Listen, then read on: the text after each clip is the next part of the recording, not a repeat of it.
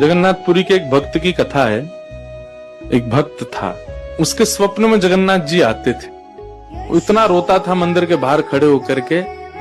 तो ठाकुर जी बोले, तू क्यों रोता है? बोले, आप बस मेरे साथ रहो, मुझे और कुछ नहीं चाहिए, और इस बात का मुझे अनुभव होना चाहिए कि आप मेरे साथ हो। तो भगवान जगन्नाथ जी ने उसको कहा, मैं तेरे साथ हमेशा हूं, और इसका अनुभव तुझे जब करना हो समुद्र की बालू में चलना, और थोड़ी दूर चलने के बाद फिर पीछे देखना, 2 पैरों के निशान तेरे होंगे और तेरे बगल में 2 पैर के निशान मेरे होंगे। उससे तुझे पता चल जाएगा मैं तेरे साथ।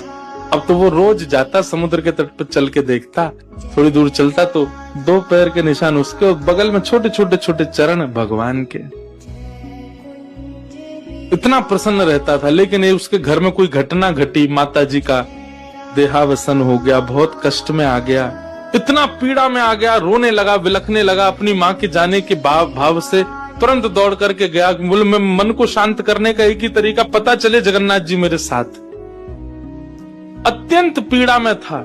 जैसे ही समुद्र के तट पर चल रहा था, रो रहा था बहुत तेज तेज।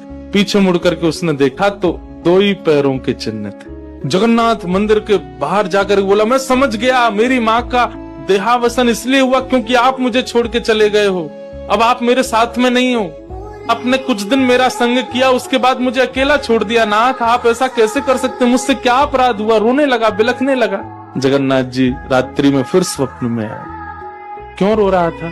बोले, नाथ, आप मेरे साथ थे हमेशा, और आज आप मेरे साथ नहीं थे। मैंने जाके देखा 2 ही चरण चिन्ह थे, और आज ही मेरी माँ का भगवत धाम गमन हो गया। इसका मतलब आपने मुझे त्याग दिया ना? मुझसे कोई अपराध हुआ है?